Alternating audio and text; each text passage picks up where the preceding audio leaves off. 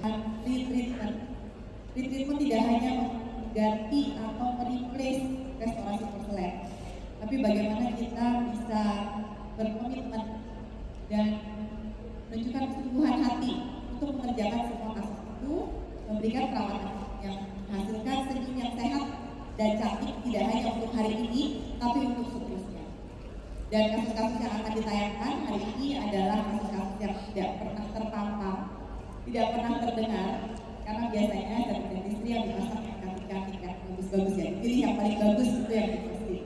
Tapi kembali lagi di sini fokus kita bukan untuk mempertunjukkan kegagalannya, tapi kita ingin belajar bersama-sama bagaimana mensiasati supaya mencegah kegagalan dan bahkan mensiasati bagaimana kalau kita menerima kasus gagal, apa sih yang harus kita lakukan supaya kita sebagai dokter gigi bisa bersungguh-sungguh memberikan komitmen menciptakan gigi yang sehat, senyum yang cantik. Aesthetic dentistry, it is more than just making it look pretty. Actually, mostly dokter akan berpikir putih adalah cantik, atau pasien yang minta yang putih giginya putih. But behind that, actually, we have to understand the principle of smile design. So many of smile design principles nanti kita akan bahas sama-sama yang harus dimengerti dari awal pasien datang sampai pasien deliver mendapatkan pelayanan. Dan yang pasti kita harus respect terhadap jaringan hidup di sekitar. Gigi adalah jaringan hidup yang harus kita hormati. Betul ya Prof. Bernard ya? Bisa respon kalau kita preparasi terlalu banyak, gigi itu bisa hiu. Kalau bisa pulp expose, itu gigi menjadi irreversible damage. Jadi kita harus respect terhadap biologi gigi, juga gusi sebagai struktur. Bagaimana kita memberikan perawatan hasil restorasi yang pasti komprehensif, long lasting, yang akan meningkatkan dari patient overall appearance. Gak cuma giginya putih, tapi dia juga nyaman pakainya, confidence, dan bisa tetap sehat. Dan aesthetic dentistry, a beautiful smile that also function. Artinya nggak cuma cantik di foto, tapi juga bisa nyaman digunakan, healthy, tidak merusak jaringan sekitarnya, dan long lasting. That's the real aesthetic dentistry. How we achieve that? We have to know, we have to have artistic vision. Di aesthetic dentistry wajib dong kita punya seni ketelatenan, kedetailan. Dan pastinya harus didasari oleh scientific principle. Harus tahu basic science-nya. That's why kita belajar sama-sama untuk ikut pelatihan-pelatihan, terus belajar upgrade pengetahuan kita untuk bisa mendeliver yang terbaik ke pasien. And then pekerjaan di aesthetic dentistry itu very detail, meticulous technique. Itu yang harus dilatih. Itu tidak terjadi dalam satu malam. So keep trying, keep learning. If you fail, just learn and try again. You will get there. So how many times can veneers be redone? Pasien sering ya nanya kayak gini. Kalau dokter mendapatkan pertanyaan seperti ini, kira-kira dokter akan jawab berapa kali? Berapa kali sih veneer saya bisa diganti? Memang kayak tas atau baju ya dok, seasonnya ganti veneer. Season summer, season winter ganti.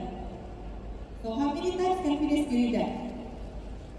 Retreatment, yes, itu bisa dilakukan, tapi bukan unlimited.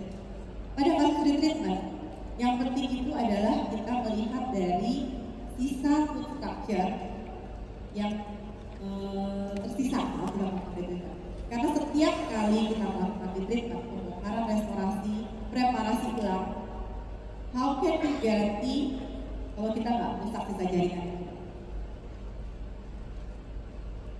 Gak ada yang bisa. Bagaimanapun kita menggunakan pembesaran, kayak lu pakai mikroskop, setiap kali kita melakukan retreatment, pembongkaran, pasti ada jaringan gigi yang terakhir. Jadi semakin sering kita melakukan retreatment, artinya semakin banyak jaringan gigi yang terakhir. Sampai pada saatnya nanti, mungkin udah indikasinya udah bukan retreatment lagi. Kita harus step up ke mungkin jadi crown. So, Pertanyaan, how many times can fingers be redone? Kembali lagi kita harus melihat dari sisa tooth structure saat kita melakukan treatment. Kualitas dari preparasi saat kita melakukan pembongkaran. Mostly treatment bisa dilakukan 1 sampai 2 kali.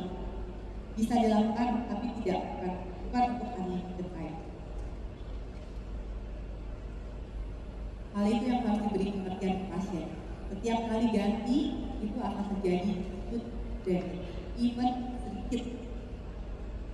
Ini adalah finger yang saya buat tahun 2005 saat saya awal-awal bekerja di estetik dentistry. Kebetulan pasiennya masih attach sampai sekarang, jadi saya masih bisa mengevaluasi terus gimana kondisinya.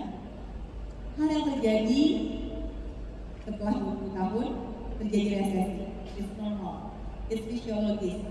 Kalau kita lihat fingernya, kita raba pakai sendal, tidak ada gap, artinya tidak terjadi. Untuk kasus seperti ini, kita kembalikan ke pasien. Kadang-kadang pasien akan minta retreatment atau kita ganti fingersnya setelah 20 tahun itu mungkin karena waktu dia melakukan fingers di restorasi di usia itu, warna itu cocok buat dia. Tapi setelah 20 tahun kemudian, belum tentu. Itu mungkin kita bisa melakukan. Kita zoom, kita lihat di sini ada akar yang expose. Tapi kalau pasien tidak ada keluhan, tidak ada sensitif, flow smile line tidak terlihat sampai saat ini. Fingers ini sudah 20 tahun dan masih menempel di pasien. So, for this case, saya boleh turun ya, Profesor ganggu ya. Oke. Which one fails? Yang mana? Yang gagal yang mana? Yang kiri atau yang kanan?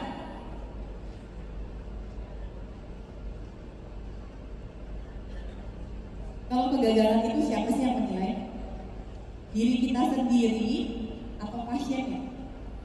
Sebenarnya kita yang tahu ya, saat kita involving titik kontak, di mana kita meletakkan margin, itu kita sadar, kita tahu. Kalau pasien nggak tahu, pasien nggak ngerti tentang titik kontak, pasien nggak akan tahu di mana kita meletakkan margin restorasi kita. Tapi pasien bisa merasakan.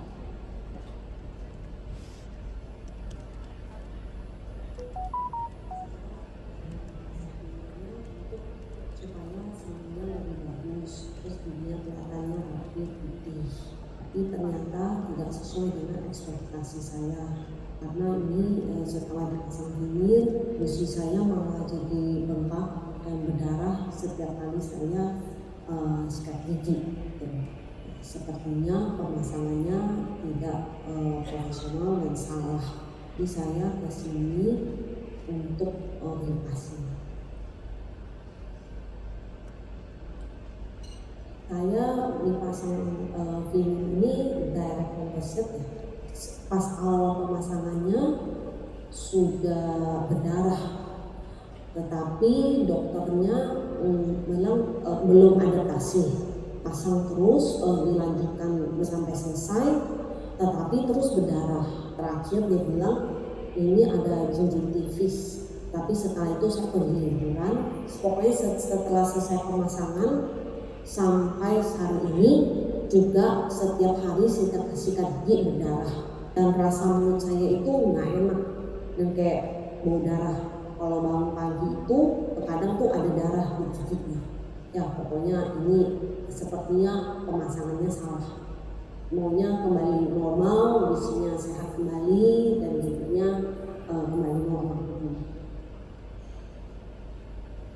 Pasien itu nggak neko-neko dong. Begitu dia sadar bahwa itu sesuatu yang tidak nyaman di giginya, tidak cocok, pasti permintaannya juga. Yang penting saya bisa balik ke gigi asli saya. Dia nggak neko-neko, dia nggak minta saya mau lebih bagus, enggak. Biasanya dia akan bilang, yang penting saya bisa balik lagi ke gigi saya. Untuk pasien ini,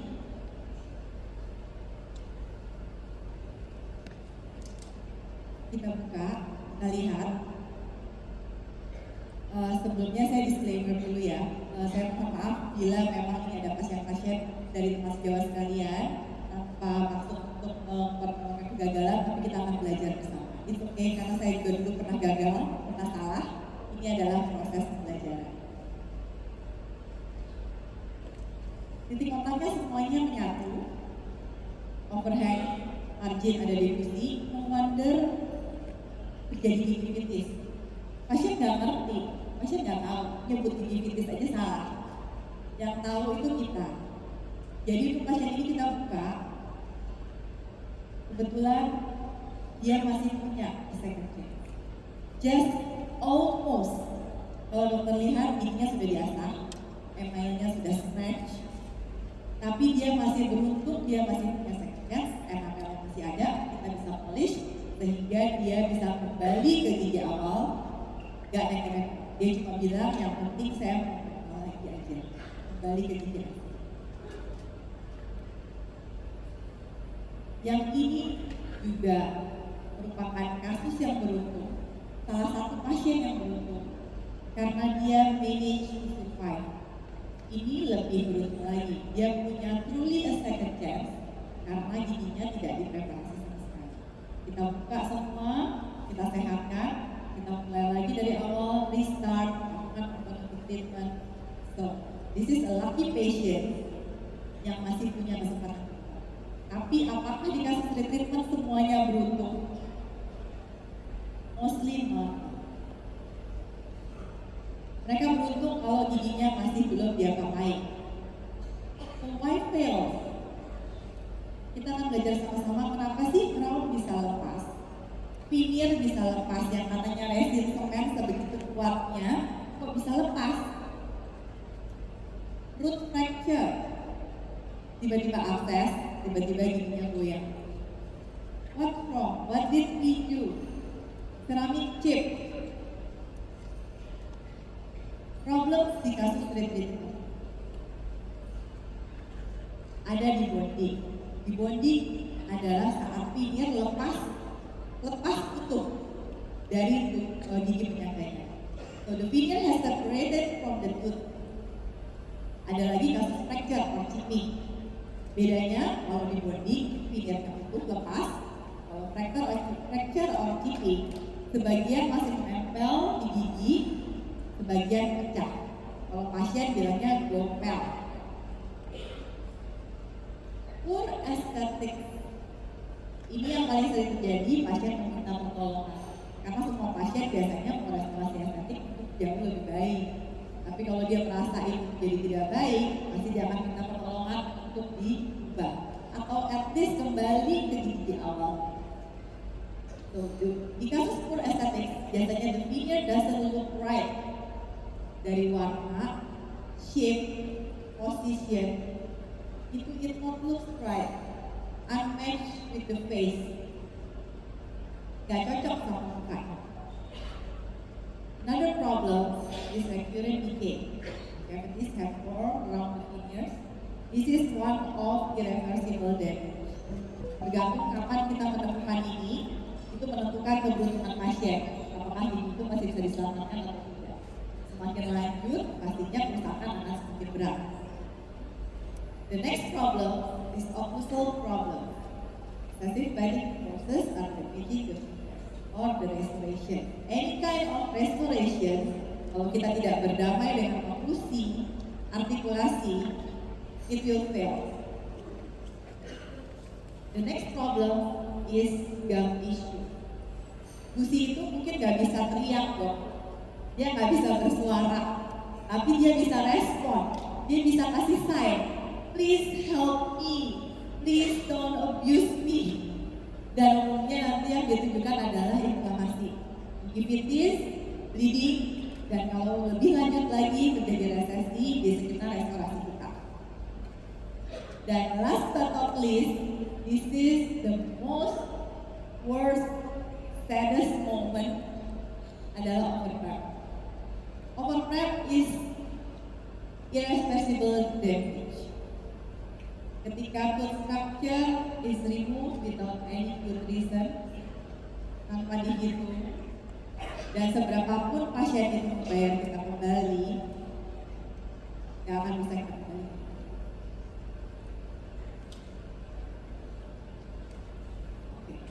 kasus di bonding, di mana fingernya lepas satu persatu.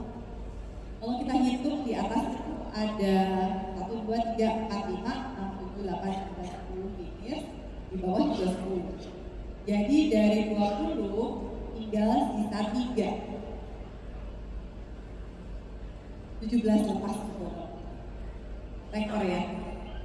Kira-kira apa yang terjadi di bonding? Kok bisa sih lepas? Fingersnya kuat, udah pakai lem yang bagus, resin semen udah pasti bagus, pakai brand yang paling mahal misalnya. Tapi di bonding lepas.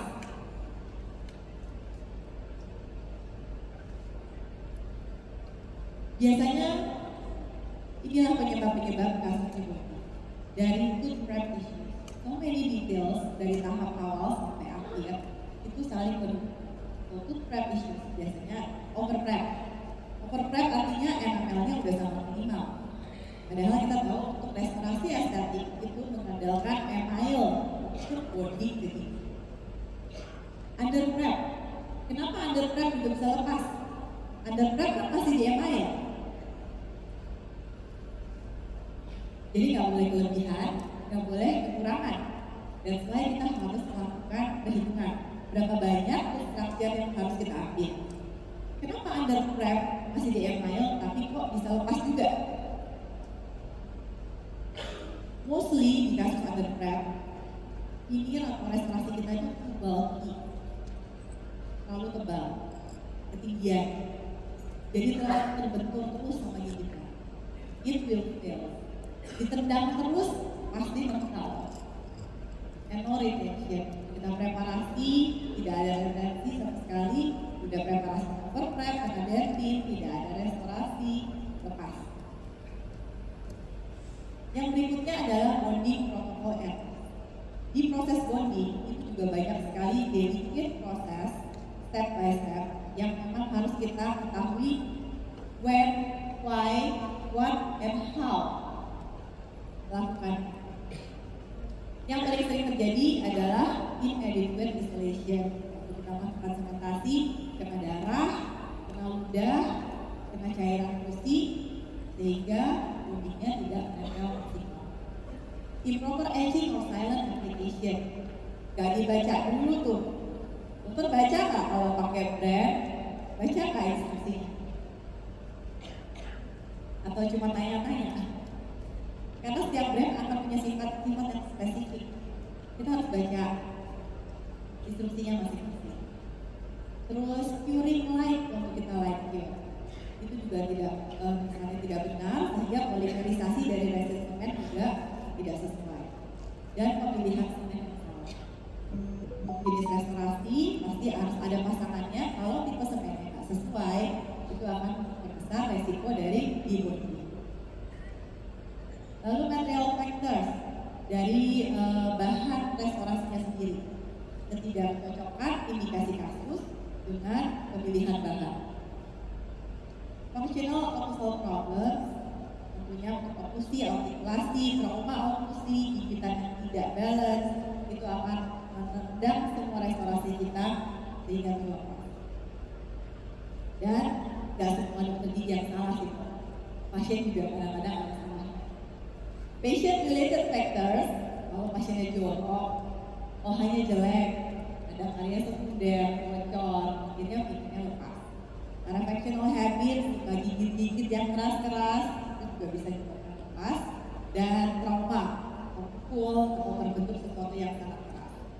This is debonding. The next problem is fracture or chipping. Sering ya, diganti atau di repair. Males banget ya. Tapi kalau terjadinya di area yang stress load-nya sedikit, kita bisa repair. Oke, sebelum kita ke solusi, kita harus sadari dulu penyebab dari fracture or chipping ini apa sih? Unsupported porcelain. Udah preparasinya didentin, kekecilan, terus fingersnya tidak ada structure yang mendukung. Itu akan dengan sangat mudah fracture or chipping. Apalagi kalau gigitannya berat, artikulasi terbentuk. Ya, combo nih untuk chipping. Cementation error, konsultasi sama tadi ya, proses studi, inadequate preparation design, sharp internal line angle. Kenapa sih kita harus haluskan dong sudut-sudutnya, kita buletin sudut-sudutnya, itu untuk mengurangi resiko dari fracture or chipping. Karena kalau ada sudut tajam, lalu dia kena beban, itu akan mempengaruhi langsung dia crack di situ. Or occlusal overload para function dan bahkan hit material defect dari labnya, pembakaran yang berkali-kali itu juga bisa menyebabkan ada internal crack dari restorasi sendiri yang kita tidak lihat waktu kita melakukan simulasi. Poor aesthetics, ini yang tadi paling sering. Pasien akan minta pertolongan ketika dia berharap mendapatkan restorasi veneernya akan memperbaiki penampilannya, tapi justru yang terjadi kebalikan. Warna, biasanya warna juga menjadi masalah. Saya mau putih sih, tapi tidak seperti itu. Shape, bentuk, ngarepin abis di veneer mukanya tambah cantik, tambah tirus, biasanya pasien suka tirus. Tapi yang ada kok jadi tambah lebar mukanya. Nanti dokter akan melihat beberapa pasien yang saya tampilkan, makanya ada yang tutup, ada yang enggak. Karena saya memberikan konsep ke pasien, ada pasien yang mengizinkan wajahnya ditampilkan, tapi ada juga yang mengizinkan tapi minta ya. Position, posisi gigi, maju mundurnya, arah inklinasinya, itu akan mempengaruhi hasil akhir dari restorasi kita secara estetik. Mungkin secara fungsi tidak akan berpengaruh banyak, pasien tetap bisa gigit, tetap bisa makan, tapi secara penampilan itu akan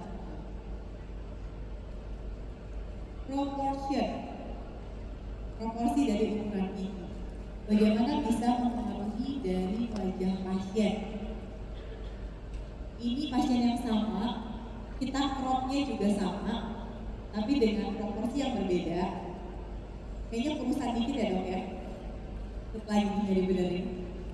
Lebih tembem waktu dia giginya pendek-pendek, tapi kelihatan lebih tirus ketika proporsinya kita perbaiki.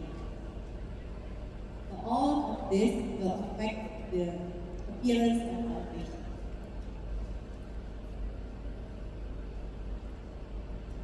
Unmatched restoration, dari bentuk, warna, kayaknya nggak masuk aja gitu sama mukanya. Walaupun putih tapi nggak pas. Unmatched restoration to the face. Itu adalah looks-nya, poor aesthetic. Aesthetic artinya yang kelihatan ya, bukan fungsi. Yang kelihatan itu yang disebut poor aesthetic. Next problem is leakage. Kebocoran yang terjadi di pinggir-pinggir finger. Ini juga sering terjadi dan ini menyebabkan irreversible damage. Seberapa cepat kita bisa mendeteksi ini, gigi akan semakin bisa diselamatkan. Tapi kalau terlambat, kerusakan pasti akan lebih lanjut, akibatnya akan lebih parah.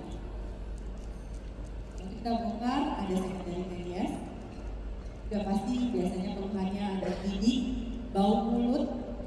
Kalau sekarang ada tren namanya bau veneer. Kenapa kalau habis di veneer mulutnya bau veneer? Padahal veneernya kalau dicium tuh gak ada baunya loh dokternya.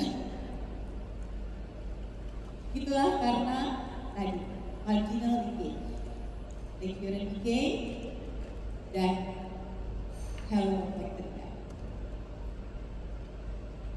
Gimana nggak bau veneer kalau dibalik veneernya nyimpen harta karun kayak begini? Kalau tadi veneernya datang dari lab gak ada baunya, nah ini kalau sekarang udah bau veneer nih.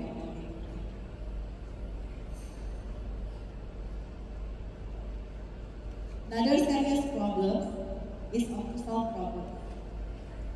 Ketika kita tidak memperhatikan oklusi dan artikulasi setelah tahap sementasi. Oh udah bagus nih, terpasang putih, cantik, foto, pulang. Kita nggak cek lagi oklusi artikulasi. It becomes a problem, apalagi kalau gigi-gigi di belakang juga kehilangan gigi, kita tidak memperhatikan dimensi vertikal, and it becomes a problem. Biasa lagi, Lucy tidak bisa teriak, tidak bisa bersuara, tapi dia bisa memberikan sign. Dokter lihat unhealthy appearance di gigi atas, dan yang di bawah adalah healthy appearance. Ini tanda-tanda yang bisa ditunjukkan oleh gusi meminta pertolongan. Gum issues, please help me, there are something wrong here. And this is the worst. Ini the saddest moment kalau saya melakukan kasus treatment dengan kasus overstrap, karena kita nggak bisa nolong lagi. Kalau hanya sekedar warna atau yang lain kita masih bisa memberikan pertolongan, tapi kalau sudah overstrap, mau dibayar berapapun kita nggak bisa kembali dari ini. So, untuk kasus ini kita harus build up ulang lagi, kita buka gusinya karena preparasinya sampai ke tulang. Overprep, kalau dokter lihat ini tebal sekali minyak, padahal minyak itu ketebalan start dari 0,3 mili, maksimal sekitar 1 mili. Ini lebih dari, jadi artinya preparasi itu terlalu banyak. Tooth structure has been damaged without any good reason. Overhang margin, marginnya nempelnya di gusi. Inilah awal dari kalau masuk kotoran, bau pinir, gingivitis, dan akhirnya lama-lama pinirnya bisa lepas. Atau ada warna keabuan, setelah dipasang tuh pinirnya berubah warna. Ini juga bisa karena. So what community that we want to build in? Sekarang lagi rame-ramenya semua orang pasang pinir sih. Lagi zamannya kita belajar pinir semua orang pasang. But someday in the future, 10 years from now, years from now, what community that we want to build in? Just white smile? Or we want to build Indonesian dentistry beautiful and healthy smile? Saya hanya tulis beautiful not white karena tidak semua gigi putih itu cantik. Gak semua perlu jadi putih untuk cantik. So we want to build Indonesian beautiful and healthy smile. Itulah tujuan dan goals utama hari ini saya berdiri di sini untuk kita belajar bersama. Bukan untuk mempertontonkan kegagalan, tapi untuk merimain kita kembali how delicate the process is.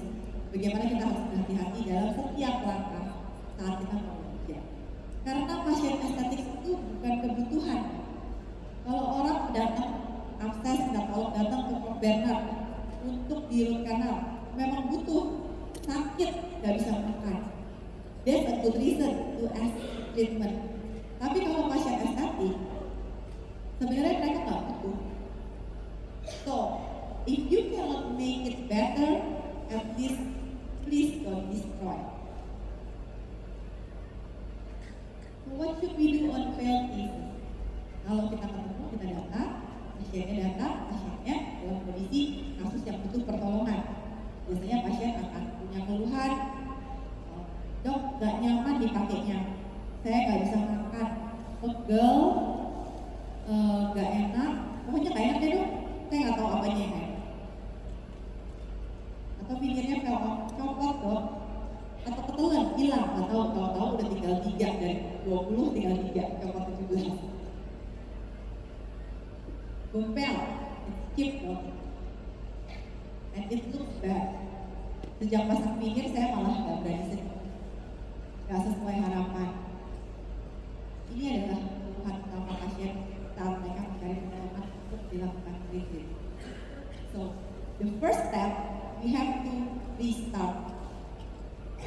Find a starting point, kembali ke titik awal, ke titik kasus tersebut kita bongkar, restorasinya, kita ambil, kita review lagi kasusnya, kita anggap kasusnya itu benar.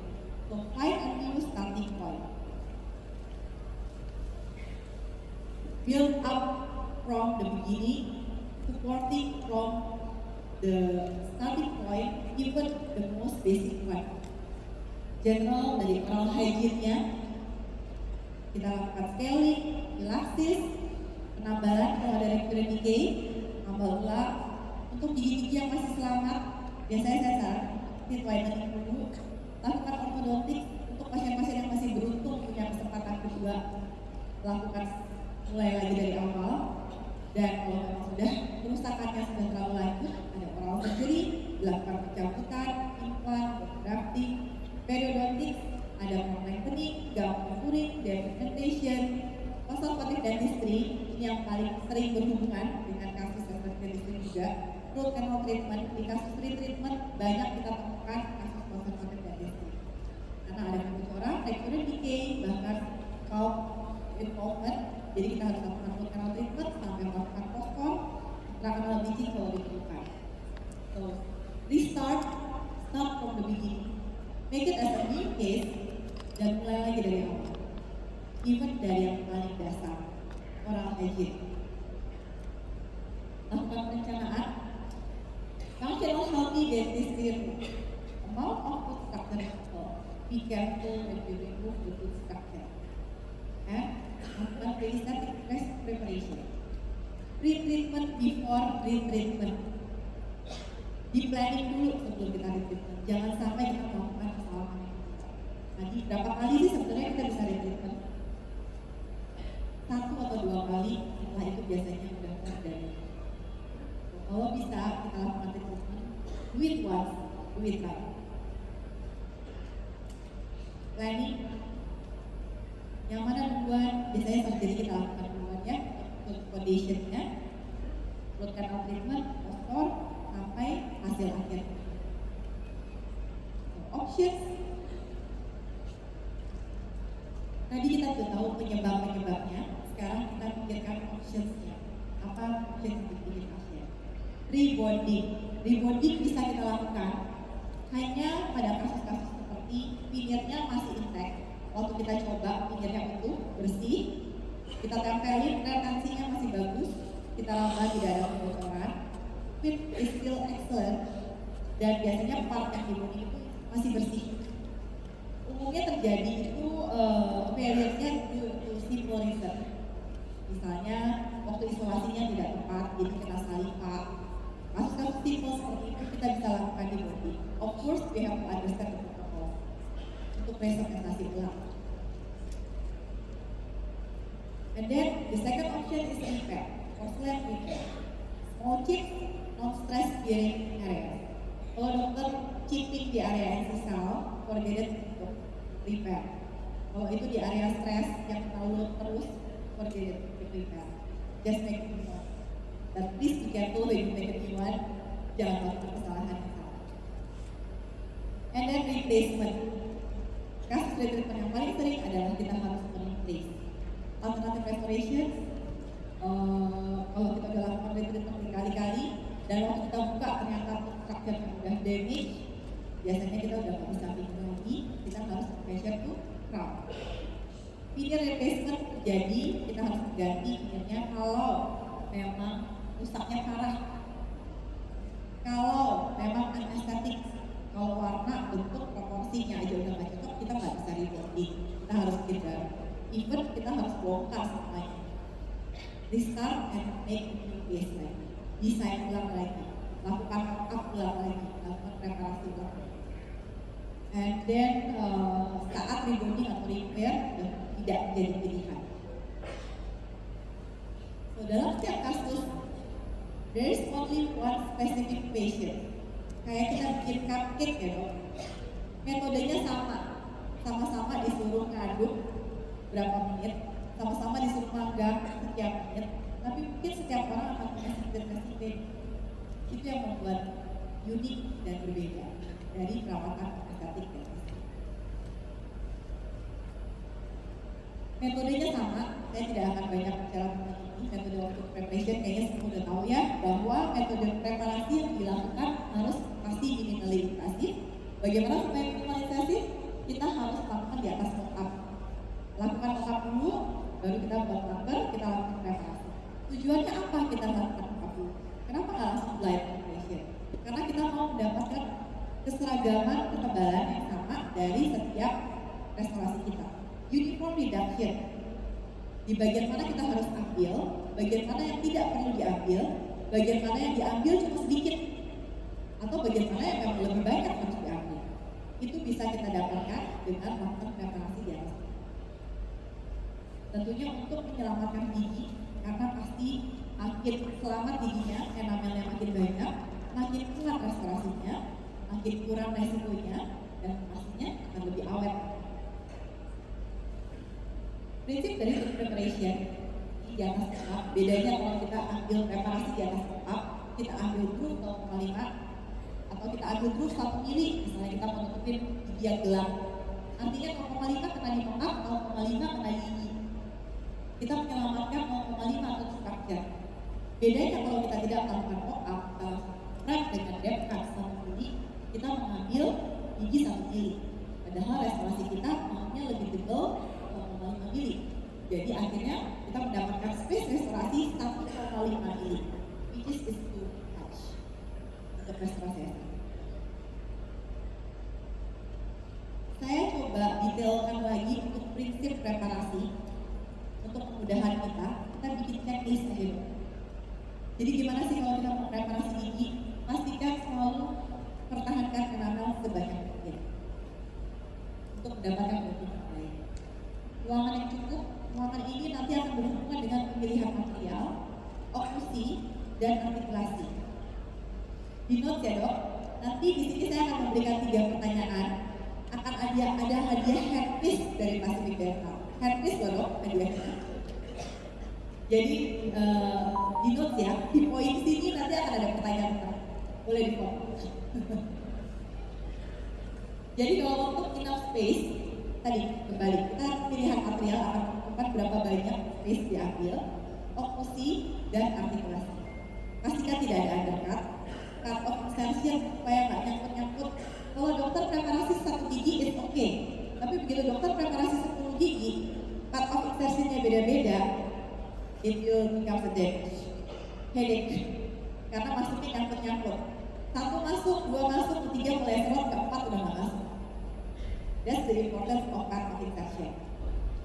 Preserve contact point if possible. It will make your life easier ketika contact point-nya masih ada. Karena ketika begitu kita cut the contact point, we lose the proximal contact, it will become more complex. Even di cut insertion-nya, even di pembersihan semennya, it will become another level. So preserve contact point as possible. Smooth surface, no sharp angles. Kita nggak mau restorasi kita fracture, apalagi kita bekerja di bawah porcelain atau statik yang sangat tipis.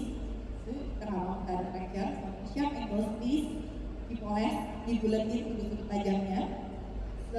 Definite margin finish line, pastikan marginnya ada di mana sih? Jangan floating, karena kalau kita nggak punya definite margin line, versi kita fingernya mau berhentinya di sini, versi teknisi belum tentu. Jadi kita harus punya satu marker di mana mata kita dan mata teknisi melihat hal yang sama. Oh di sini loh preparasi saya, di sini loh saya mau restorasi saya duduk. Dan yang terakhir adalah pen. Catat ya dok, nanti kita ada di sini. So, this is the example of preparation. You want to save enamel, no sharp angles please, no undercut, definite finish line, free embracing area. Kenapa harus ada free embracing area? Karena kalau dokter nggak kasih kebebasan di area embracing, itu nanti teknisi nggak punya space buat bikin line angles-nya. Jadi giginya nanti bakal rapet-rapet tuh. Rapet-rapet jadi kelihatan palsu. Gigi itu akan terlihat dinamis saat punya embrasure. Jadi bebaskan embrasure area supaya restorasinya juga bisa punya embrasure. Smooth surface, facial angle. Kenapa facial angle ini penting? Karena preparasi kita adalah kanvas dari restorasi kita. Teknisi akan melukis atau membuat build up porcelain itu di atas kanvas. Kanvasnya apa? Adalah hasil preparasi. Jadi kalau dokter tahu angle-nya ke sana, please take the preparation angle-nya ke sana. Jangan angle-nya ke kiri tapi mau restorasinya ke kanan. Jadi make the facial angle, make sure your preparation as a canvas seperti gambaran struktur di mana dokter membayangkan hasil restorasi akhir. Adequate space tadi terhadap material, oklusi, artikulasi. Cut of insertion, convergence, no undercut. Kenapa harus pakai of insertion? Tadi kalau kita melakukan multiple restoration supaya masuknya gampang. Supaya waktu kita bikin temporary, keluar masuknya gampang. Oh, dokter part of insertionnya beda-beda. Siapa yang pernah ngalamin? Saya pernah ngalamin. Waktu bikin temporary, mengeras, kita keluarin, temporary-nya nggak bisa lepas. Nyangkut nggak bisa copot, diketok-ketok nggak bisa. Akhirnya diketok-ketok, akhirnya patah. Lepas tapi patah. Itu adalah sign, tanda bahwa reparasi dokter part of insertion tidak sejajar. Ini adalah indikasi yang gampang kalau kita melakukan reparasi bridge. Reparasi bridge kita bikin temporary, dibukanya susah, diketok patah, that's definitely a sign part of insertion itu ada masalah, tidak sejajar. Convergence. Siap, nanti dicatat ya. Ini pertanyaan pertama. Siapa sih yang ingat atau tahu berapa sih sudut konvergens yang disarankan reparasi?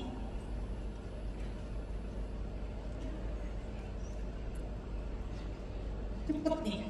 Mahasiswa apa dokter gigi dong? Dokter gigi. Biasanya dokter gigi suka lupa dong.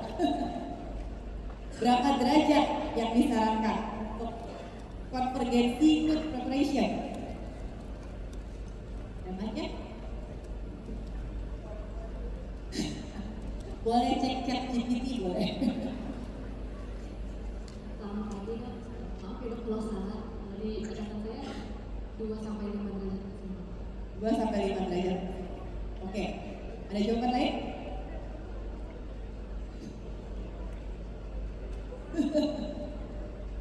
Ada lagi jawabannya? Kita cari yang paling tepat ya dok. Itu benar, masih masuk range, masih masuk range.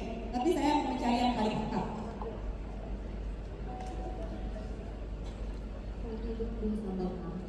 Berapa? 2-6. Oke. Masih masuk range, even better. Sedikit lagi. Ada lagi? Dapatnya handpiece loh dok nih. Dari Pacific Dental. Terus silakan. Yang udah berdiri-berdiri di belakang. Itu yang udah gini-gini, coba deh. Tadi 2-5, 2-6.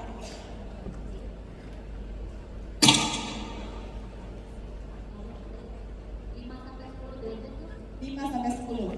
Oke. Masih masuk range juga. Saya cari satu lagi ya, yang lebih tepat lagi. Dari yang buka chat GPT ini. Google mungkin. Mana panitia?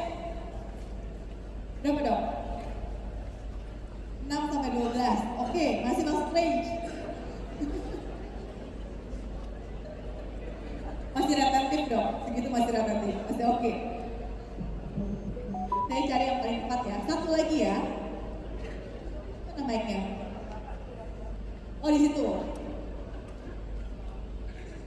5-7 derajat. 5-7 derajat. Biar kita kasih pertanyaan yang lain. Oke. Kita tanya dosennya, mungkin dosen prosto siapa di sini?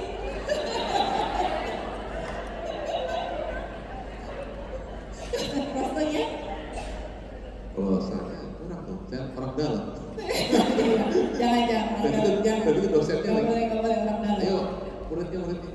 Oke, 2-5 masih masuk, 2-6 masih masuk, 10-12 masih masuk. Sebenarnya kalau di teori teks itu 3-6 derajat. 3-6. Jadi yang the closest answer adalah 2-6 ya dok? Mana tadi pemenangnya tolong dicatat namanya. Oke, 3-6. Tapi nggak mungkin kita kan keker-keker ya dok? Lagi preparasi nggak mungkin kita keker-keker. Jadi mostly dokter akan reach sekitar 10-20 derajat untuk kita preparasi. Jangan lebih dari itu. Karena kalau lebih dari itu, dokter akan membuat sangat konvergen, hilang atensinya. Oke, next. This is reserve contact point. Sebisa mungkin to make your life easier, reserve the contact point. Semua akan menjadi lebih mudah. Memasak konsentrasinya, restorasinya, temporary-nya, untuk contact point-nya itu akan menjadi lebih mudah. So, reserve contact point as possible untuk memudahkan hidup kita. Ini jam yang tersisa ya, 35 menit ya. Margin placement. sejajar busi atau supraorbital. Kalau saya sih sebenarnya kalau nggak kelihatan, saya senang sejajar busi atau supra, karena saya bisa kontrol preparasinya, bisa pembersihan semen, dan semuanya kita bisa lihat. Semua yang visible kita bisa lihat itu lebih tepat. Tapi kalau untuk kasus-kasus seperti ini, kita perlu value, kita perlu ngumpetin atau ngumpetin ya kata-katanya, apa kata bagusnya, ngumpetin warna yang jelek, gigi non vital, gigi yang gelap, poskor, kita lakukan margin test. Preparation ini menjadi sangat pasangan.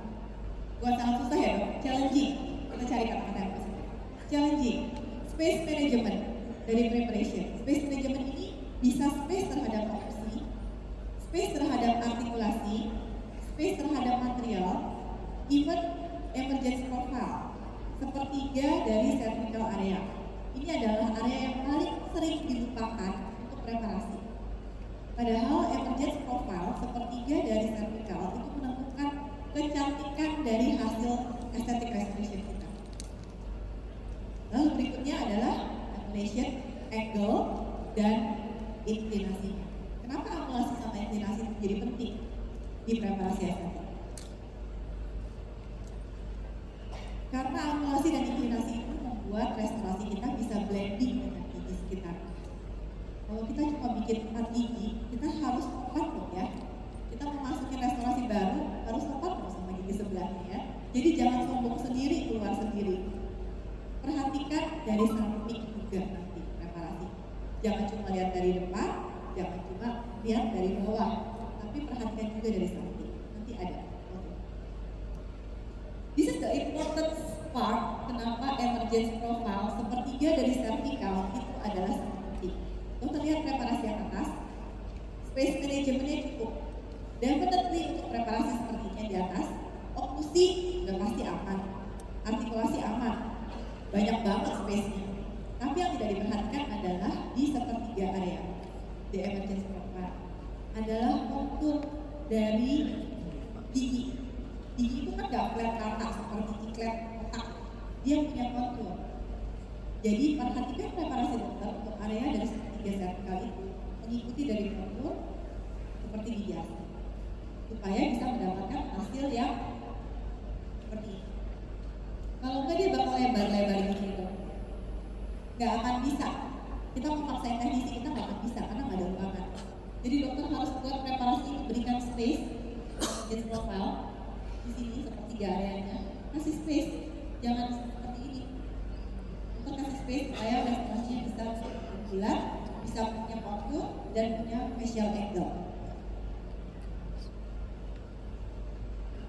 Oke, sekarang space management terhadap material thickness, pemilihan bahan dari restorasi kita. Ini kita cepet aja ya. Porcelain restoration, minimum material thickness guide. Veneers, Velvatic katanya sekarang jangan sebut Imex ya. Jangan sebut Imex karena Imex itu brand. Kita sebutnya Velvatic atau lithium silicate. Velvatic butuh ketebalan 0,3 sampai 0,5 mm, area centimeter. Biasanya insisa akan perlu lebih untuk membentuk konsistensi. Dan bahkan juga perlu lebih lagi kalau kita menutupi gigi yang gelap. Untuk material crown yang paling sering kita gunakan adalah lithium silicate. Itu ketebalannya sekitar 1 sampai 1,5 mm. Itu di crown ya, bukan veneers. Karena kalau di crown biasanya udah didentin, jadi perlu retensi. Kalau masih di veneers, kita menjadi email, kita bisa menghadirkan chemical bonding kayak emailnya. Tapi once we lose the internal, kita harus punya retensi mekanisme. Untuk posterior crown, kalau kita gunakan lithium sedikit, kita perlu 1,5 sampai 2 mm, akan lebih tebal karena itu under stress, under load. Kita pakai buat punya. Anterior crown kalau kita pakai monolitik zirconium 0,8 sampai 1 mm. Kalau untuk estetik karena lab technician itu layering akan butuh space lebih. Posterior crown kalau monolitik zirconium nggak perlu di layer di belakangnya, nggak ada yang lihat, cuma monolitik aja 1 mm. Overlay kita gunakan lithium sedikit 1 mm, nama di area metal cup. Inlay 1 mm juga, business and protect area. Atau self veneers seperti up layer. Kalau kita melakukan peninggian sedikit, kita nggak perlu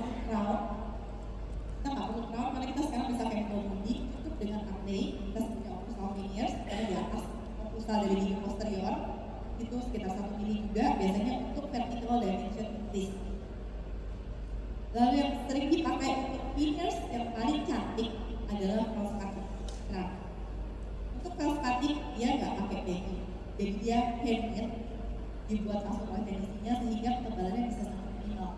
0,3 sampai 0,7 mili itu optimal. Tapi memang tidak disarankan untuk crowd karena very fragile. Oke, this is clearance. Waktu kita melakukan preparasi kesejajaran, convergence, clearance, terus kita lakukan apa? Cek okusi. Benar nggak dok? Ya, cek okusi. Oke, this is the second question. Ladder habis ya. Habis kita preparasi, kesejajaran sudah dibuletin, sudah dikeker-keker semuanya, kita cek gigitan. Cukup nggak dok sampai situ? Kalau nggak cukup, habis itu kita cek apa?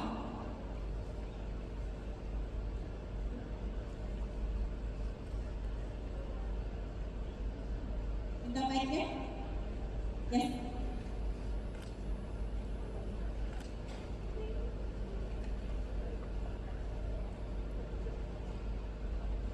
Habis preparasi, cek gigit, space-nya cukup. Habis itu kita cek apa?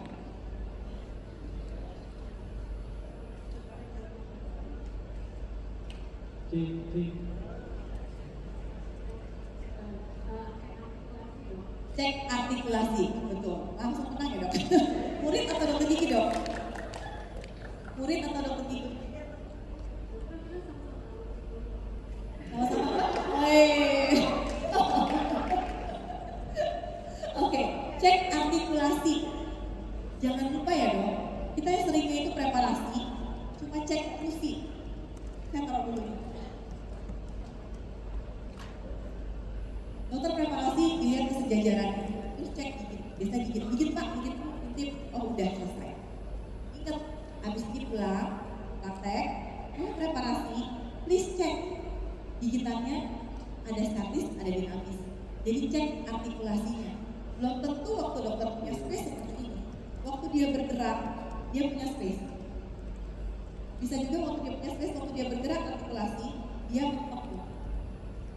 Jadi kita juga harus cek bahwa hasil preparasi kita secara dimensi vertikal ada ruangan, tapi juga secara horizontal. Gak cuma vertikalnya aja. Vertikal aman, horizontalnya juga aman. Gerakan.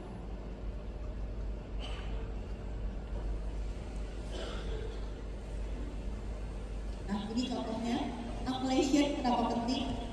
Dokter lihat foto ini yang sebelah kanan. Ada yang udah ngeker dari samping belum preparasi. Biasanya kita lihat dari depan, melihat apa? Kesejajaran. Kita ngintip dari bawah, lihat apa? Okusi, space okusi. Kita ngintip dari samping, kita lihat artikulasi. Tapi pernah nggak ada yang dari samping pasien kita lihat apakah preparasi dari, apakah line angle dari preparasi kita ini sudah sejajar di sebelah? This is the key of aesthetic restoration, di mana dokter bisa memberikan restorasi yang blending, diterima dengan gigi sekitar, gigi tetangga. Ini sebelum adjust, yang ini lebih tebal. Kalau dengan hasil pas preparasi ini, nanti restorasinya pasti kan akan lebih tebal. Jadi akhirnya gigi restorasi kita akan lebih keluar dari gigi asli, dan itu akan yang mungkin kelihatan crowd banget ya, itu palsu ya. Bagaimana supaya itu bisa blending dan diterima oleh gigi sebelahnya, tidak cuma warna, tapi juga dari akumulasi. Jadi dokter lihat sudah diperbaiki dengan space, dengan akumulasi seperti ini, ada restorasi nanti akan sejajar dengan gigi sebelah. It will blend so well. Baik saja dok, lihat baik itu ada statik, cok, tapi kita makan tuh nggak cuma cok, kita nggak kayak buaya ya. Oke, kita akan melakukan movement, kita akan melakukan artikulasi saat bicara, saat makan, ada pergerakan. Jadi pastikan bahwa pergerakan itu dinamis, pastikan bahwa cek okusi dan artikulasi. Ini adalah contoh yang bagus, kasus yang mungkin bukan kasus cantik-cantikan, tapi ini adalah contoh kasus yang bagus, saya waktu langsung rekam. Karena ini adalah contoh bagus waktu kita mau insersi, kita lihat di sini.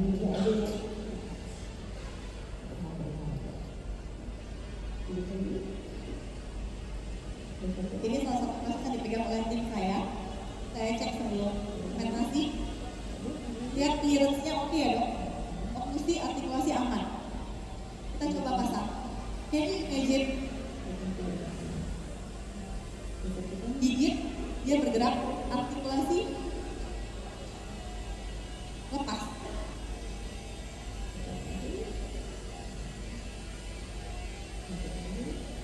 Gigit, bergerak, artikulasi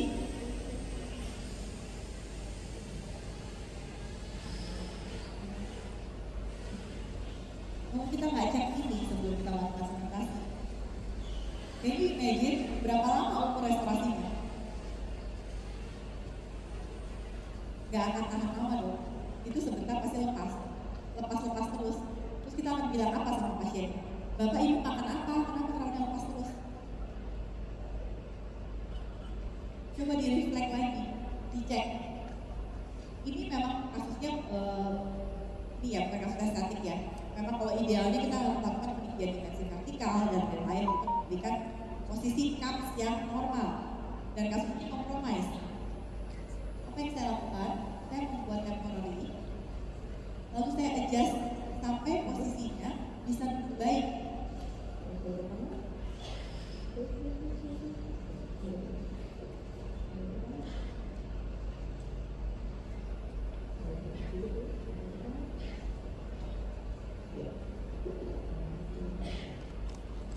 That's the importance of articulation. So, please check the articulation not only when you prep, tapi juga sebelum presentasi. Sometimes preparasi kita oke, udah cukup space artikulasinya semua, space management fine, tapi restorasi yang kita dapatkan itu gak manageable, gak fit in dengan artikulasi pasien. So please check. Karena kalau dokter cuma cek ini gigitan, dokter gak cek artikulasi, it will become disaster for the future. Okay. So ini juga next yang bisa terjadi kalau kita paksakan tadi pasang crown tadi dengan situasi gigi non vital, dengan post-op. Kita pasang crownnya dengan semen yang paling kuat, brand paling mahal, crownnya juga yang paling kuat. Kita bikinin zircon, kita bikinin PFM deh yang paling kuat deh, zircon monolitik bahkan. Jadi nggak bisa wear off ya. Tapi akhirnya apa yang kalah? Somebody has to lose. Kalau bukan restorasinya, siapa yang kalah? Giginya. Di kasus seperti ini, apa yang salah? Pertanyaan ketiga ya, handcase ketiga ya dok. Di kasus seperti ini, apa yang kurang? Boleh mic-nya? Yang depan nih kayaknya penasaran belum dapet ya. Kita mic-nya. Di kasus non vital seperti ini, jaringan sudah sangat minimal. Apa yang kurang? Izin menjawab, Ferul dong. Yes. Ferul, finally ya. Kemudian teman dokter gigi tadi? Dokter gigi. Oke, Ferul. Kita kenalan sama Ferul ya dok. Kalau yang sudah kenal, mengingatkan kembali tentang Ferul. Kalau yang belum kenal, dikenalkan tentang istilah Ferul. Ferul ini sangat penting. Dia adalah polar dari sisa struktur jaringan gigi yang akan holding together. Lain kalau kasus vital, sisa jaringan sedikit, dokter harus punya Ferul 1,5 sampai 2 mm dan itu harus yang solid ya, gigi yang solid, yang tooth sound. Kalau dilihat yang before, ini bukan Ferul, ini adalah dentin yang lunak sebenarnya, yang rusak. Jadi ini nggak bisa kita anggap ini Ferulnya tinggi, nggak bisa. Kita harus punya ini polar dari untuk tisunya ini, untuk strukturnya, untuk melindungi dari setiap postur yang kita buat, holding it together, resisting fracture. This is Ferul. Terima kasih untuk fasilitas dental ya yang memberikan handpiece-nya 3 pieces untuk para penjawab hari ini. Oke, saya tidak akan berbicara banyak katakan, tapi ini hanya untuk remind step by step dari setelah preparasi kita harus mencetak. Make sure your technician will see what you see. Impression. Kalau dokter nggak bisa lihat marginnya di mana, apalagi teknisinya. Jadi jangan berharap technician is a magician. Saya nggak lihat, kirim aja deh, akurasi itu yang bisa juga dilihat oleh dokter. Jadi pencetakan dokter bisa melihat marginnya. Setelah pencetakan finish data, principle of coding implementation, protokolnya yang penting kita harus tahu step by stepnya, jangan sampai ada yang lewat. Step by step dari coding protokol ini sangat penting. James sudah sering tuh ngajarin tentang coding protokol. Isolation, jangan terlalu mudah, saliva, cairan bersih, removal of assessment, juga jangan lupa dibersihin assessmentnya, karena banyak juga kasus-kasus treatment atau kegagalan kemudian karena semen yang tidak dibersihkan, stuck di titik kontak, atau bahkan masuk ke dalam tubuh. Strong durable bond adalah foundation for long-term success. Ini adalah salah satu contoh kalau coding protokolnya tidak diikuti dengan baik. Kenapa fingernya tadinya putih jadi abu-abu? Kok fingernya jadi lepas tadi di bonding satu persatu? That's because of the bonding protocol. Kita lihat semennya bercampur dengan darah, artinya tidak ada isolasi, darah masuk, campur semen, lama-lama dia jadi hitam. Untungnya pas dibersihin, sebenarnya dagingnya masih sehat, warnanya bagus banget dagingnya. Tapi kenapa fingernya jadi abu-abu? Karena semennya tercampur darah.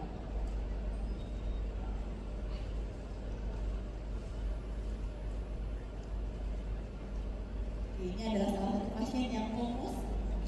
Dia punya second chance di gigi bawah, gigi atas tidak ada second chance. Finger is fingers.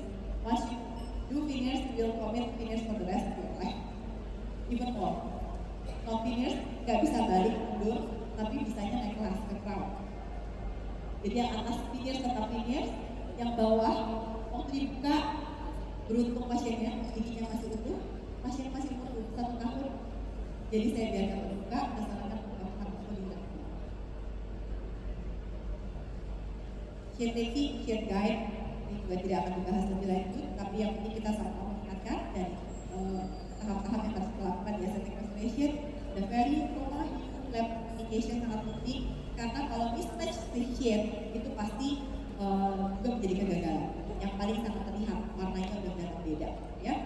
Warna MD, warna core, jadi dokter jangan kasih sheet guide after, tapi juga berikan sheet guide MD supaya teknisi bisa memilih resipinya untuk mendapatkan hasil akhir.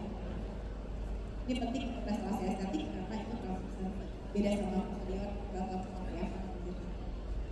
Method of finishing and polishing, fine details, smooth margins, natural contour and texture, high polish. Kenapa? Untuk supaya nggak ada foot trap. Kalau sisa semen kita nggak bersihin, margin preparasinya akan berhadapan kotor, itu foot trap di situ pasti jadi gingivitis. And small detail matters. Elevate the result from good to exceptional. Ada yang bisa pasang fingers, biasanya dipasang dari lab langsung. Tapi please give signature adjustment for finishing dari tangan kita untuk memberikan final adjustment to good becomes exceptional. Karena apa? We need to integrate our restoration to our beautiful human body. Gak cuma nempel, gak seperti stiker yang nempel, tapi gigi itu menempel di tubuh kita, nempel di gigi, terpampang di muka pasien, terlihat frame senyumnya, dan akan terlihat terus setiap kali dia ngaca, setiap kali dia buka mulut ketemu sama teman atau kolega.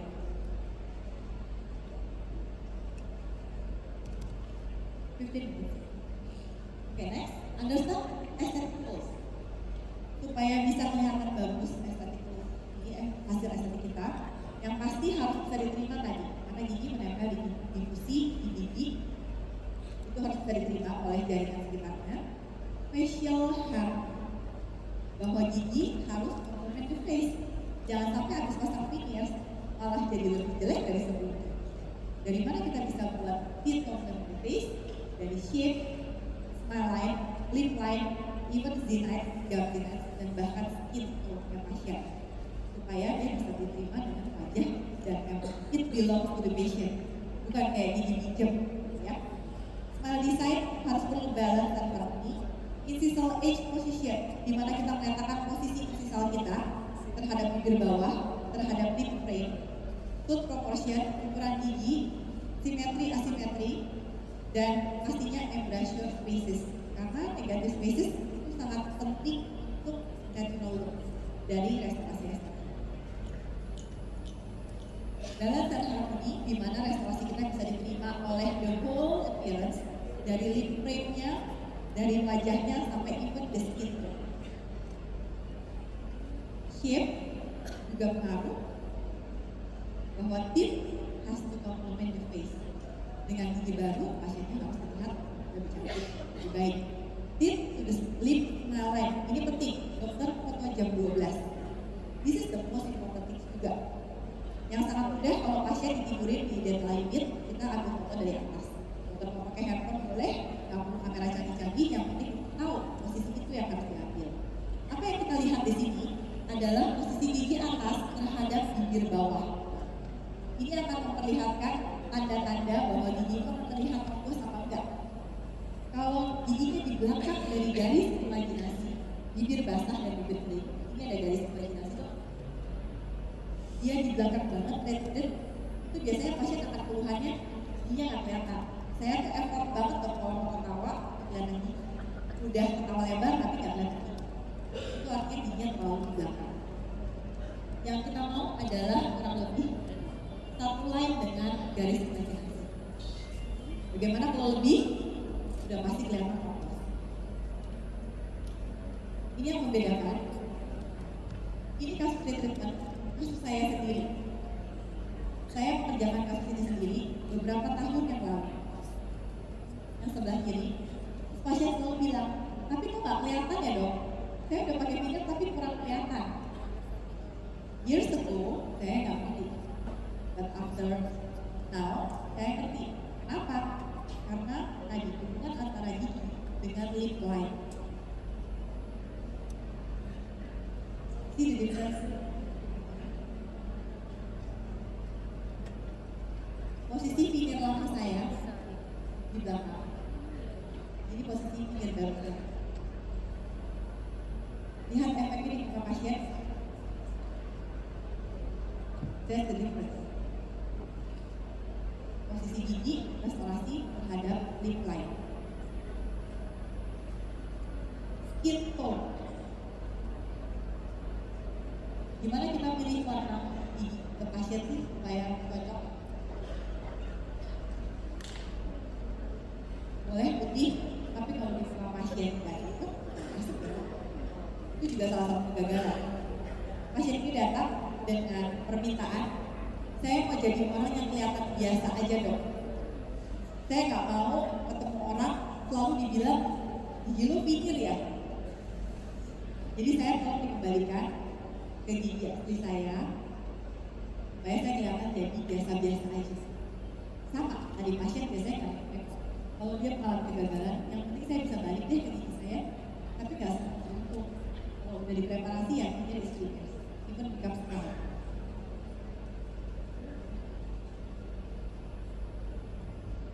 Ini seperti ini, warnanya kita adjust supaya lebih bisa diterima oleh pasien. Skin tone putih adalah putih, tapi putih kategori yang berbeda.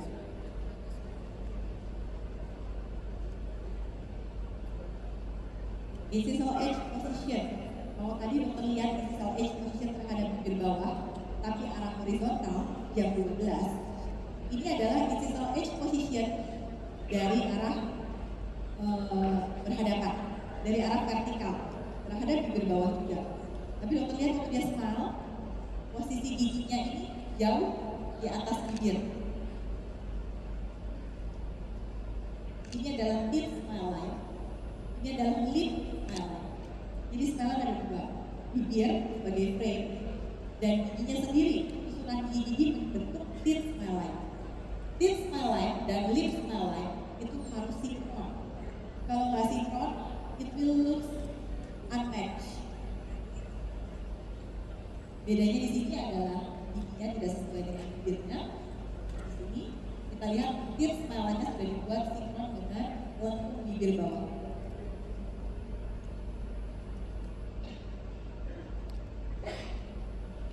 Ya, itu proportion akan ini adalah kasus kehilangan gigi, dia nggak punya gigi 1, 2, 1, tapi nggak punya sentral. Ini adalah gigi lateral ini adalah tari, tapi jadi kelihatannya besar-besar banget. Jadi apa yang dilakukan di kasus ini, kita melakukan kasus ortodontik dulu.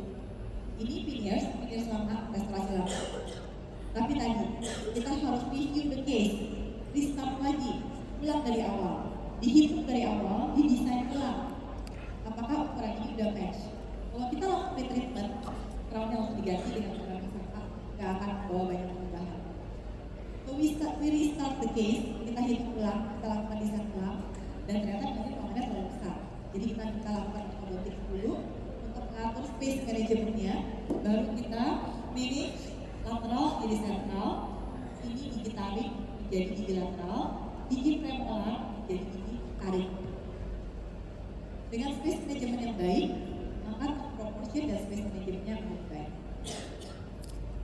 Central incisors biasanya presentasinya 75-85%, untuk Asia 75-80%. This is the average numbers, tapi tidak kemungkinan mungkin lebih atau kurang dari itu ya. Tapi mostly kita pakai di 75-80%. Biasanya kalau laki-laki akan lebih besar dibanding perempuan.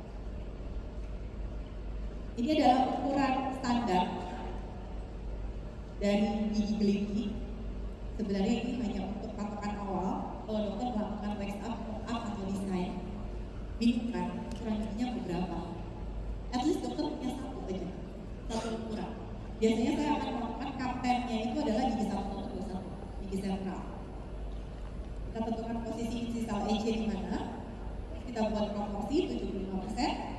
Misalnya dokter mau bikin tingginya 10 mili, artinya lebarnya sekitar 7,5 atau 8 mili. Dari situ dokter bisa mendapatkan ukuran dari gigi sentral 1-1-2-1.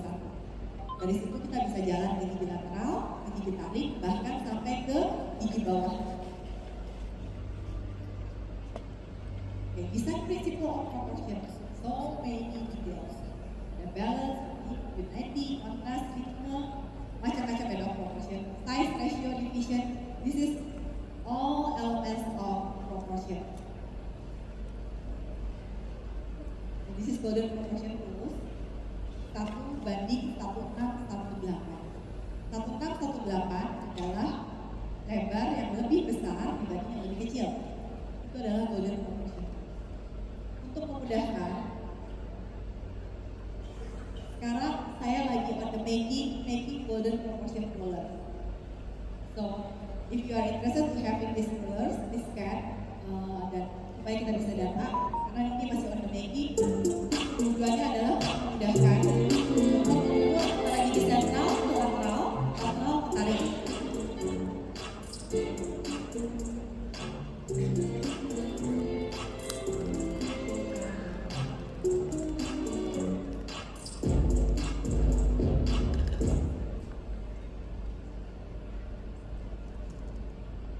Have this proportion.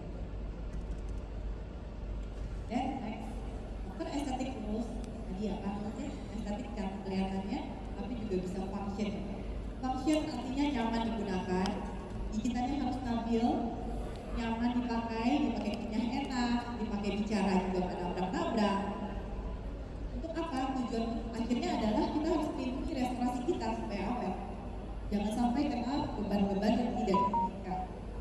Kalau cantik tapi pecah, cantik tapi sakit, itu termasuk kategori gagal. So please remind this restoration or the articulation, create your guidance.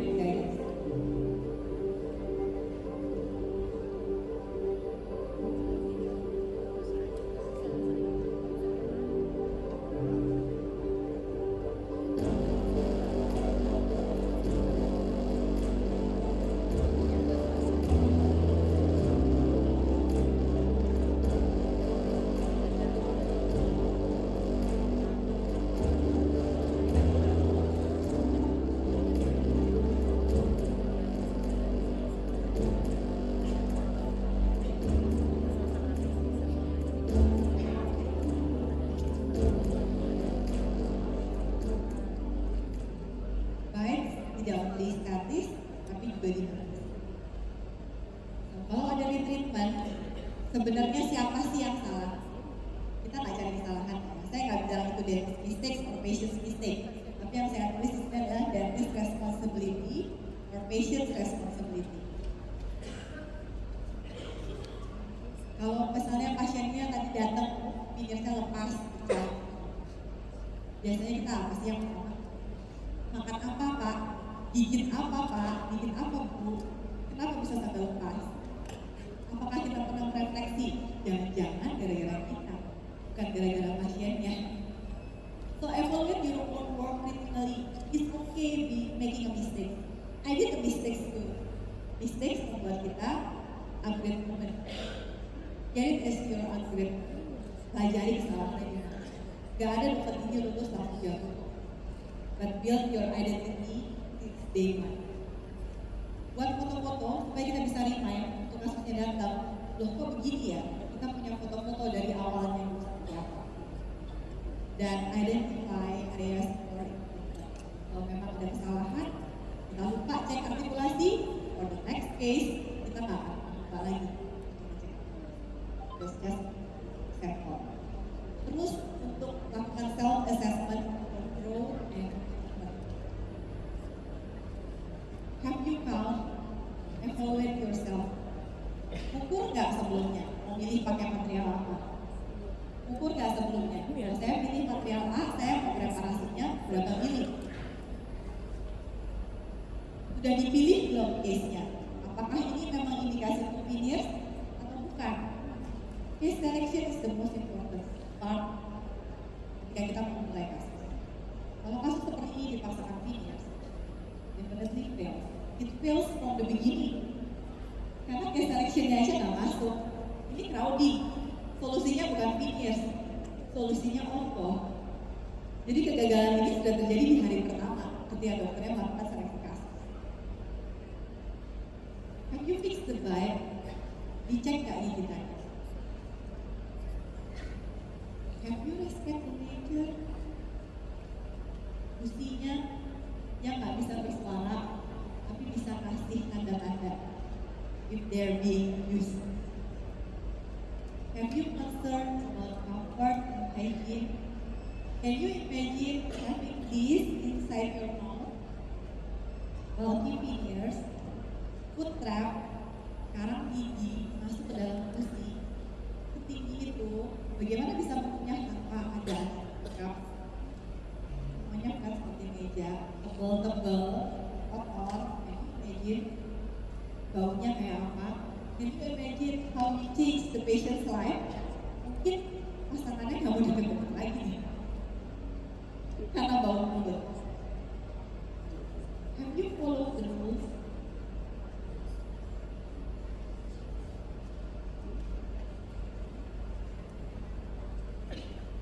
Untuk penutup, saya akan memberikan case report dari salah satu pasien saya. Pasien ini datang sekitar hampir 2 bulan yang lalu. Sebenarnya waktunya kurang untuk menjadi case report, berarti sebut case.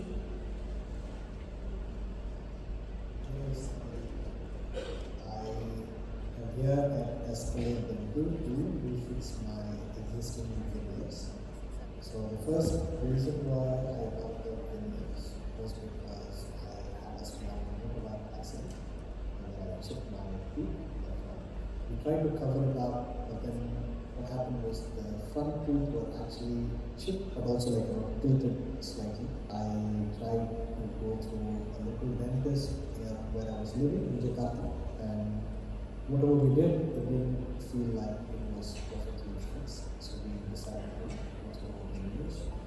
And I did my veneers, if I'm not wrong, approximately in late 2021, early 2020. That was when I did it. And then the first time I did it, it actually was more protruding, so I had a massive overbite.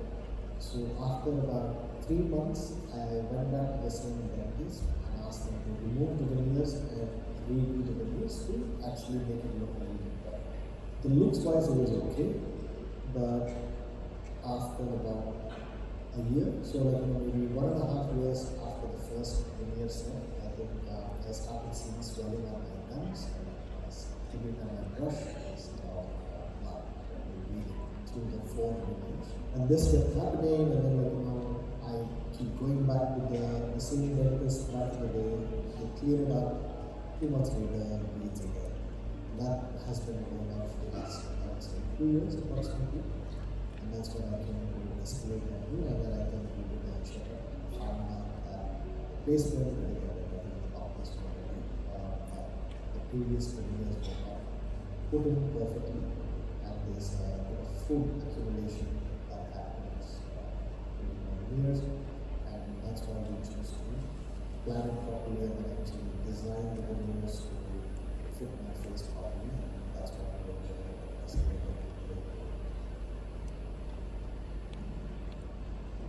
Dari setiap pasiennya dok, setelah kita pelajari tadi, dari teeth complement the face, apanya yang salah? Shape,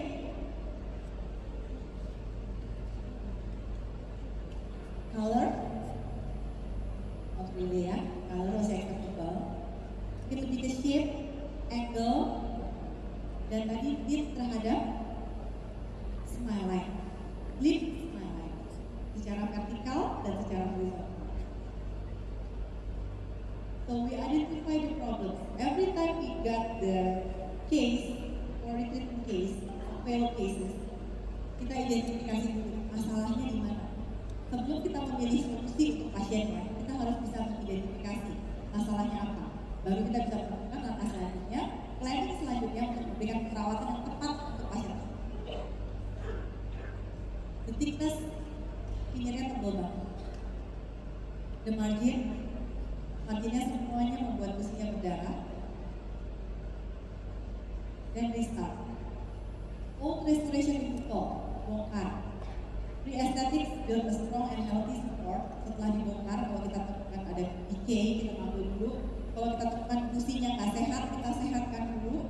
Kita buat temporary stage supaya kita menyiapkan untuk jaringan hidup dari gigi maupun gusi itu siap menerima restorasi baru dari kita. Old restoration removal, bongkar crown, PFF zircon, keras banget ya dok. Ada yang pernah ngalamin bongkar crown atau bongkar finger zircon? Oke. Saya punya handpiece di klinik itu kita punya handpiece ya dok. Tapi kalau untuk removal, I'm using the friendly one. Oke, ini tadi yang dibagikan untuk saya cari motivasi di dental. Harganya sangat friendly dok, jadi nggak sakit hati kalau buat dental crown. Senang banget ya dapat handpiece.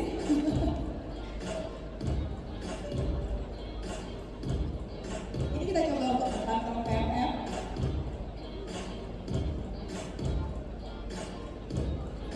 Karena saya coba untuk dental crown PFF, suaranya memang agak bising sedikit, tapi pasien nggak notice juga.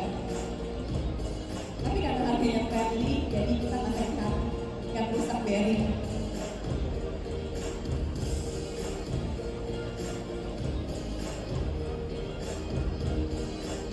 Ini kemarin saya coba untuk bongkar praktiknya.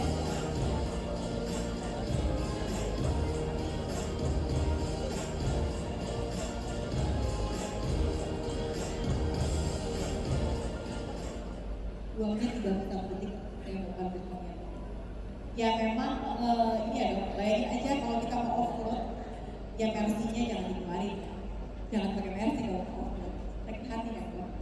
Jadi ini handpiece mungkin pas item kalau kita sudah bongkar crown karena very useful dan friendly price. Kita cari di plastik dental. Oke, kita kembali ke kasus. This is Mr. Adil Pendem. Saat dilakukan bongkar, saya minta staf saya untuk membongkar.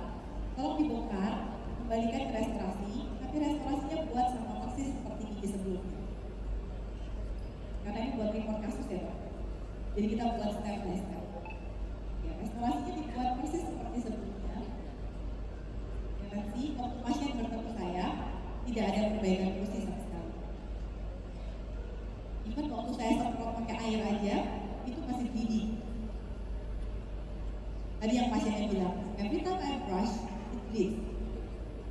Dibersihkan, sebentar berapa bulan, it bleeds again. Saya buka temporarnya. Oke. restart, kita benar-benar buka, dan see closer, terlihat ini ada sisa dari jaringan pinggir lamanya, even more dari giginya yang menekan gusinya. Ini masih ada pecahan, masih ada semen yang stuck di antara gigi, mengganggu papilanya, sehingga menyebabkan papila bengkak dan menyakiti.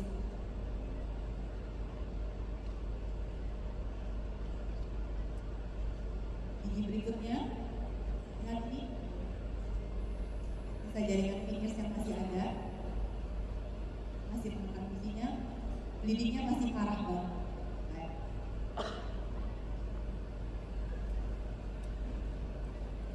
Kita lagi, nanti ini ada pecahan dari sisa pinggir yang masih mencap gusinya. No wonder papilanya semuanya bengkak dan berdarah-darah. Kita perbaiki preparasinya dengan prinsip preparasi yang tadi kita pelajari sama-sama. Jadi memang sepertinya tipikal dari gigi aslinya, titik kontaknya itu ada di area tengah arah incisal. Tapi restorasi sebelumnya membuat titik kontaknya terlalu ke apikal, sehingga papilanya kejepit. Jadi kita harus memperhatikan juga anatomi dari gigi asli sebelumnya, sebelum kita melakukan restorasi. Ada yang titik kontaknya memang tinggi di cervical, ada yang di pertengahan, ada yang di incisal. Reparasi kita kembalikan ke titik kontaknya, kita bebaskan area-area dari papilanya. Ini adalah temporary yang apa adanya, sama seperti gigi sebelumnya, tidak ada perubahan sama sekali. Dan ini adalah temporary yang kedua yang saya buat dengan target memperbaiki margin finish line dan memperbaiki dari area mandala yang terjepit, dan juga masih membersihkan semua sisa-sisa pinggir, pecahan pinggir, sisa semen yang terjebak di dalam mulut. Ini posisi jam 12 dok. Yang tadi saya bilang untuk foto pasien direbahkan di dental unit atau foto dari atas untuk melihat. Tadi kan keluhan pasiennya kan giginya protrude ya, maju ke depan. Itu pasti akan sinkron. Posisi gigi yang melebihi dari garis imajinasi bibir basah dan bibir terlalu maju. Ini adalah gigi perform, pinggir lamanya. Terlihat bagaimana gigi ini lebih keluar dibanding gigi aslinya. Dan supaya waktu kita preparasi, kita harus cek dari samping, gak cuma dari depan atau dari bawah, di keker dari samping. Apakah si gigi itu preparasi kita sudah sejajar dengan gigi tetangganya? Terutama kalau dokter kerja parsial, beda kalau kita full mouth. Full mouth pun diharapkan dokter bisa melakukan preparasi semuanya sejajar. Kalau dokter maju mundur, nanti restorasinya juga maju mundur, gak bisa rapi. Jadi lakukan foto ini adalah gigi before, ini adalah temporary yang apa adanya, ini adalah temporary baru yang saya buat, dan kita koreksi supaya temporary bisa lebih. Ini perbedaan penampakannya setelah temporary diperbaiki. Setelah preparasi diperbaiki, temporary diperbaiki, ini adalah 3 hari setelah definite temporary treatment.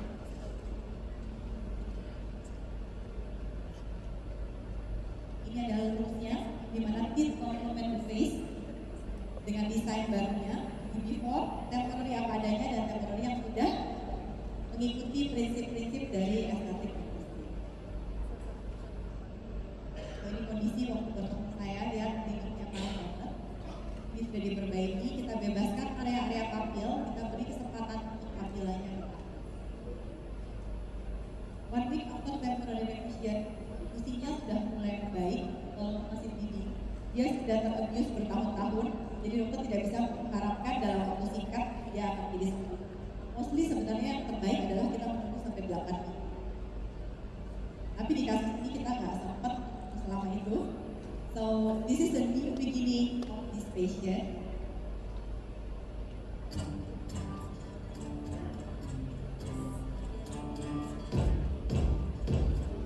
Lihat kok fungsinya. Sangat sulit untuk saya bekerja di usia yang masih berdarah-darah ini. But this is a good case, so I still have to do it. Saya menggunakan astringent dari 3M.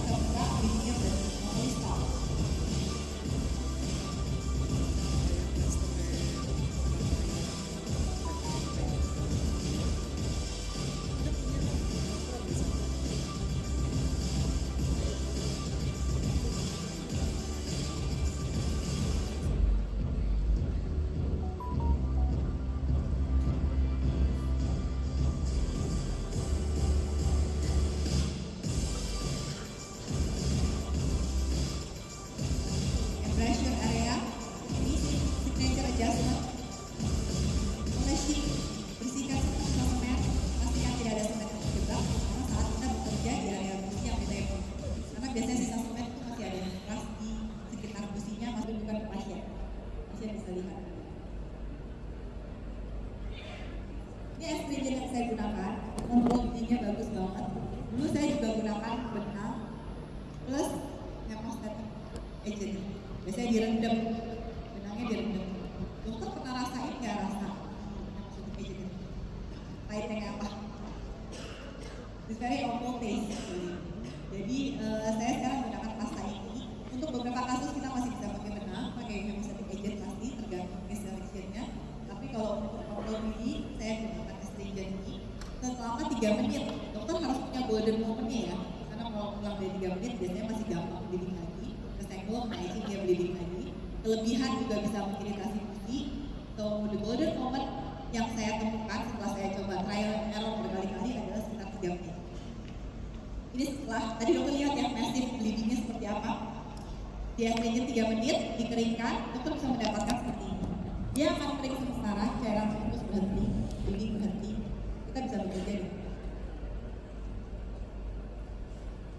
Oke, kita masuk ke akhir presentasi saya. Mistake need correction, not punishment. Di treatment cases, kita berusaha mengkoreksi supaya pasien kesempatan kedua, gigi yang sehat, gigi yang cantik, gigi yang bagus, dan bisa digunakan dalam jangka panjang. Ini yang before, ini setengah sudah diperbaiki, temporary sudah diperbaiki, this is after. After dan temporary similar ya, mirip. Karena kita yang desain giginya, kita yang menentukan posisi giginya. Lab teknisi hanya mengikuti dari desain kita. Jadi kita nggak bisa kirim langsung membiarkan teknis kita berkarya, karena kita yang lihat pasiennya. So this is before removal, the first temporary.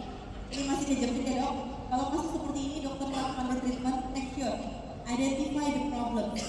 Kalau memang problemnya di gusi, papila kejepit, waktu dokter restart moment, berikan temporary, jangan mengulangi kesalahan yang sama.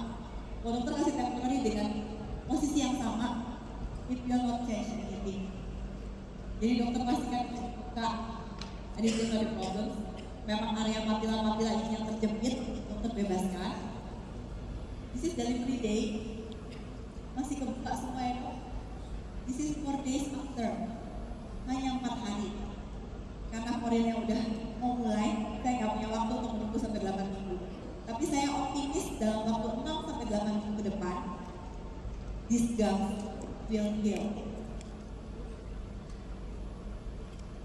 Ini adalah 4 days post-operation. So this is a good after. Fix my previous injuries, and it's been a journey of almost 2.5-3 months, and we just finished the final cleaning after the veneers have been replaced. That was extremely wonderful, and especially the shout out to Astrid and her team. They made this whole process very simple, and then the one thing I really like about this is also that they keep educating you what is the next step and what can you expect, etc. So there's no ambiguity there. So that part I really like. And I'm also very, very happy with the results. I always felt with the previous interviews, apart from all the problems, the smile, I was very confident, so he was given a half smile and stuff like that. But just over the last few weeks, I had a few wedding ceremonies to close, and I felt I could smile a lot more confidently. So once again, for Ms. Clinton and Astrid for helping me gain the confidence again. And as I said, it's been a wonderful journey, not just because of the experience in the service, but also the technical skill. They knew exactly what they were doing, and it's been a very interestingly educational process for me also, how to look forward to it and how to maintain it. And I would recommend this to all my friends as well. So thank you very much.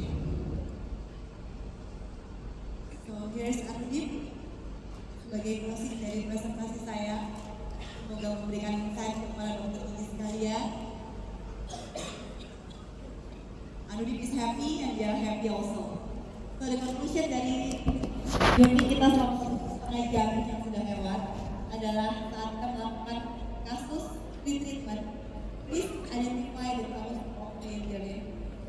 Identify the problems. Dengan identifikasi masalah, kita baru bisa menentukan apa sih solusinya untuk pasien. Kita periksa dari restorasi strukturnya, ketika treatment bukan hanya mengganti porselen, tapi bagaimana kita mempertahankan sisa jaringan yang ada. Remaining enamels dan exposure of status menjadi penting, menjadi fondasi saat kita melakukan pre-treatment, pre-aesthetic.